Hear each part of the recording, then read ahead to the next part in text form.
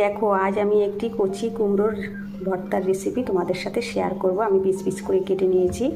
এই যে কুমড়োটা একদমই ছোট, তোমরা দেখতে থাকো আমি কিভাবে এগুলোকে ভর্তা তৈরি করব।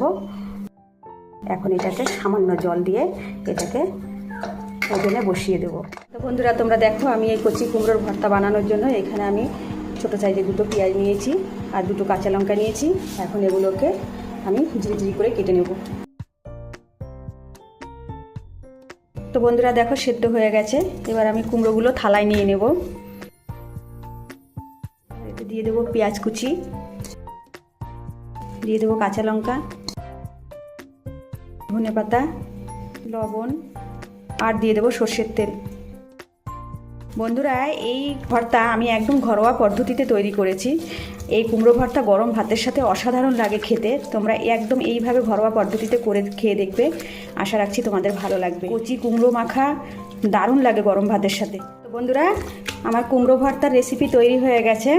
এবার তোমাদের কেমন লেগেছে আমার এই কচি কুমড়োর ভর্তার রেসিপি সেটি আমাকে কমেন্ট বক্সে কমেন্ট করে জানাবে। আর যদি তোমাদের ভালো লাগে তাহলে আমার চ্যানেলটিকে লাইক এবং সাবস্ক্রাইব করে দেবে,